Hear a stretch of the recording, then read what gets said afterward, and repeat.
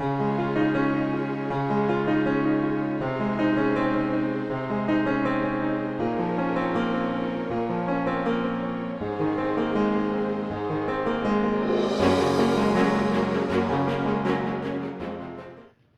wanted to bring up this idea of consistency and its relationship to clarity. I believe consistency is absolutely fundamental so that we can be clear to a horse. He can rely on what the answer is every time we ask him a question. And I'm always teaching in my clinics the importance of always being consistent, always. And if you're consistent, a horse can understand the answer. It's less stress to him because you're clear. But I've noticed, at least in my own herd at home, that it's not always true that horses are entirely consistent. Even though I use horses as an example in a herd of consistency. For example, we have a horse, a gelding, Arab gelding called Guy, and we have a thoroughbred gelding called LJ, and LJ is dominant. And if I feed LJ, Guy will hang around the feed bucket. If he gets too close, LJ runs him off. And Guy gets a little distance, then after a little time he starts to wander back and LJ run him off. But within a very short time, and I'd guess less than 10 minutes, Guy's got his head in the feed bucket with LJ.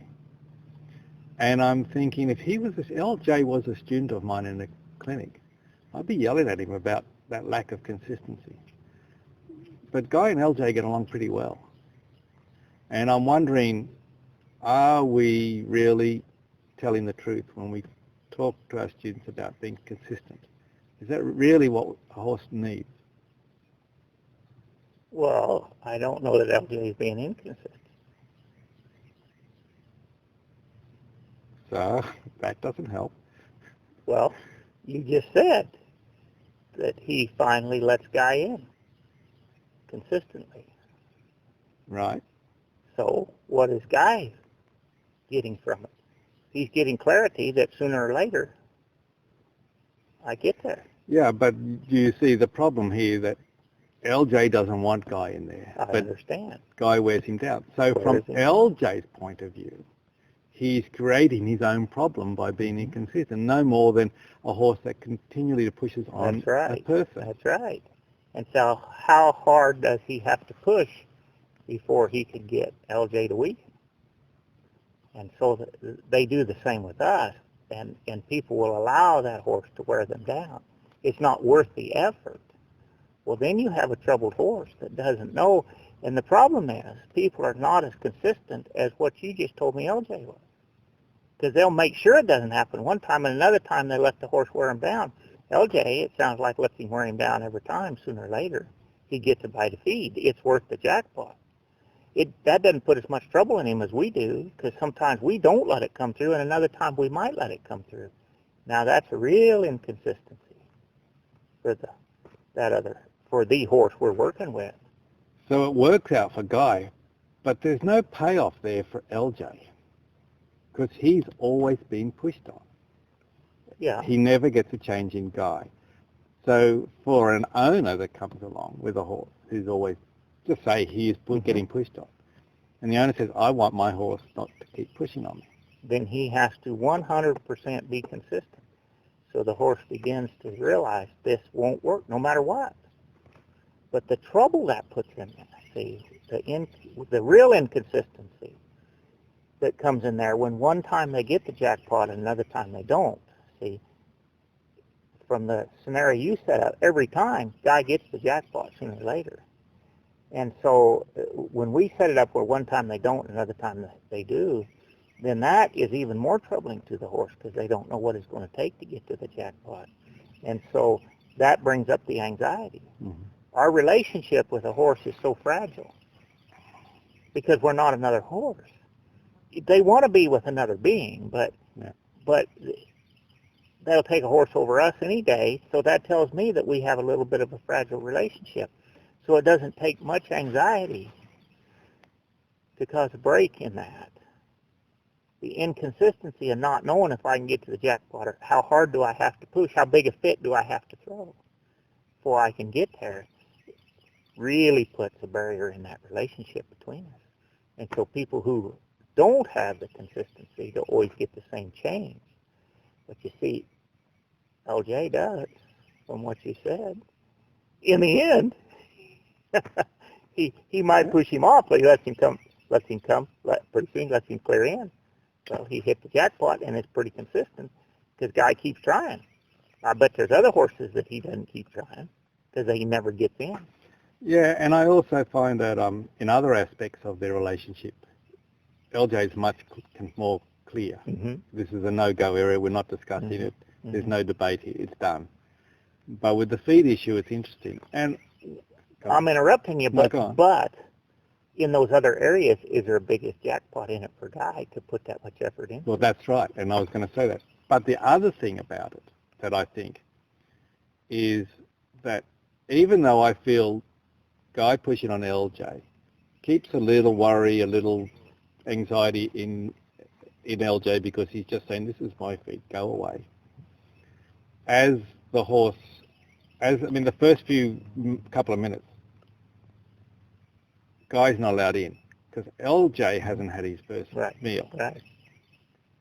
But as LJ feels like, well, this is my food and I'm getting to eat it, it becomes less important to him. And even though there's a little stress in LJ's life, it's not so big that he feels he needs to put out a lot of effort to tell Guy to go away and stay away. So the level of importance in that task also diminishes with time. Yep. I think that. Yep. Per mouthful. Per mouth, it is. It's absolutely true. But the other thing that I think really struck home with me when I first started taking notice is how powerful persistence is when we're working with a horse. Because LJ just keeps niggling. Guy keeps niggling away at LJ. Right. Just keep until LJ says, oh, whatever. And we can put that to use. And I say all the time that if you're going to err on the side of persistence versus insistence. And yet, by not getting a clear change, LJ continues to have that stress in his life. And Guy's got stress in his life, not knowing for sure how much, how long, how soon he gets to the jackpot. And LJ is trying to push him out, and so it keeps this uneasiness. And I see people use that persistence and get a horse where they can tolerate something they're trying to get done, but it doesn't feel good to the horse in the end. He still just has relinquished enough that he's doing this thing just like LJ relinquishes his power over that food just enough that Guy gets some, but he doesn't feel good about it. He didn't reserve some for Guy. It wasn't his idea to share it, and so boy, to get the real clarity that I want, so there's no trouble in that relationship. That doesn't put it there. Yeah, it's got to be consistent. Yeah. A couple of years ago, I asked you about did you have thoughts of retiring in the future, and you said that you didn't think you'd retire. You'd certainly slow down, but you didn't think you'd retire. So that assumes that you're still enjoying this and there's some payback. And aside from the fact that we all have bills and we have to pay bills, what is the upshot? What's the positive for you to motivate you to keep traveling and working as hard as you do? To see the changes that come in a horse, and of course you got to get those changes in human, and there's the horse and the human both that you're trying to get a change in, and to see that the horse is really exciting to me to get a change, and yet if you don't get a change in the human, you haven't helped the horse any. So to keep looking at, and I don't know that experimenting is quite the right word, but but seeing how little you could do to affect a good change is so exciting, and to realize that these horses want to be okay. Even working with us, they want to be okay. And the more you look at it, the deeper it gets, for me, how strong that is in a horse. And to try to show that to people and see them get a little glimpse of it and then make a change towards getting it themselves. And you realize that you maybe made life a little better for a horse or two along the way. Sometimes you're pretty sure that there's nothing of much value as far as getting a good change for the relationship between a horse and human, and then all it takes is one good change. Mm-hmm. And boy, it just makes it worth it to be able to get that, to see that come through. And so to keep trying to see how powerful that could get, how little you could do and help that horse, and what you need to do and can do, should do, to help people see how to change up what they're doing to help that horse make a change for the better. Yeah, I sort of feel the same. As you know, I used to work in science, and I loved working in science. But the sort of work I did was long and lengthy studies and experiments.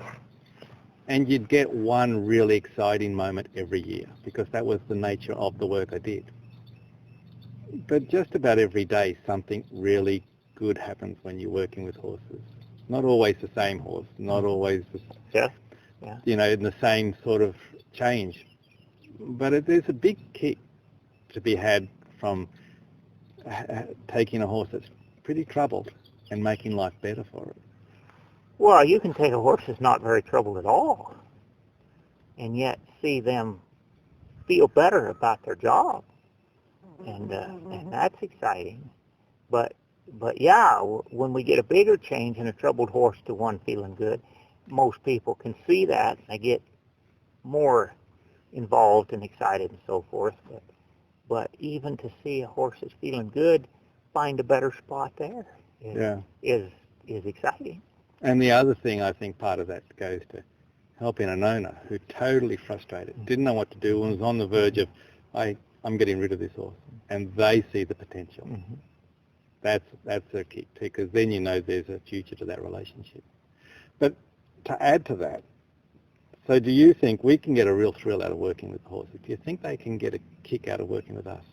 Do you think they can really enjoy it, working with us? Well, I don't know. I don't think they get the kind of enjoyment that we do. And yet, you take any creature almost and show them that they can get the answer right, that it's a benefit to them to get this figured out, and they get interested in figuring that out. And that if they're interested, if they're involved in the process, interested in figuring it out, then they aren't wishing they were somewhere else. Yeah. And that involvement, most people don't involve the horse in the process. They get him to tolerate the process, but they don't get him involved in the process. Mm. And to get him involved, get him interested in, what are you asking? How could I? And that's, I don't want to get on another subject, but that's where getting a horse just obedient, or what I think of as a conditioned response, he doesn't have to really be involved. Mm. He can close his eyes and step over here. Yeah. And know that that's what you wanted, but he's not hunting for an answer, seeing if it's what you want. He just knows that is what you want. Well, you can't change that up without it troubling. Yeah, I often talk about it, and I don't know how I stumbled across this, but the thing I'll often say at the clinic is about, is the horse asking you a question? And I think that's what you're saying, same sort of deal. I thought, what are we going to do with the horse? Well, we start by asking them a question, and the horse either comes back with a yes, no, or another question of their own. And when you've got that, mm-hmm. you've got a conversation going back and forth rather than issuing commands and expecting a response. And that's where that fits with what I say involvement. Yeah. There's more to involvement in my mind than just that, but yes, that fits with what I would call involvement. Yeah. They are involved in the process not just know an answer Yeah. that they can repeat ad nauseum, but they're involved in the process. They're maybe not interested in the way we would be interested in the process, but they're interested in the best spot in their world. And if we show them that that is by finding answers to what we're presenting, oh, they get interested. And you say, ask us a question, but that's their search for, is this what you want? Right. Is that not what you want? So forth. That's in their search for where the good spot, what feels good, Yeah. the comfort. And yet they're not just going there. They're feeling of whether that's it or not, asking us if it's right. Yeah, and it's that conversation that when that starts to happen, I think that's it. Even if the answer is no, well, the conversation is important. Talk to a teacher, and especially with littler kids. And kid comes in and he just not involved at all. And when he gets involved, he gets excited. He asks a question. He wants to know. Oh, those teachers I've talked to, they get so excited. You know, they're really good ones. They get excited because they've brought that out. Well, if the kid's involved, the learning gets easy. Yeah. But when you're trying to stuff it in them, and they're not interested, oh my. And that don't feel good to a horse. We do it to them all the time and then wonder why they'd rather be somewhere than with us. Yeah, I agree. Well, it's been great. I've been here, I think, 4 days now. This is my 4th day and got a few more days to go. But it's always great fun hanging out. I enjoy catching up with you. We don't do it nearly enough as we used to, often enough as we used to, but it makes it a lot of fun. Half a world away makes a difference. Yeah, it does. But it makes it worthwhile when you put out the effort to get together again. So I appreciate that. Well, that's it for this conversation. I'm going to put a link to Harry's website in the description below, and I really urge you all to take advantage of going to see Harry if you can. You can go to his website, check out his clinic schedule. I've always said that every horse and every owner should be lucky enough to spend time and work with Harry. If you can't take your horse, definitely go and watch at least and ask questions. I truly believe that Harry's the best we have now, and everybody should take every opportunity to spend some time with him and learn from him. So until next time, good night, Alice, wherever you are.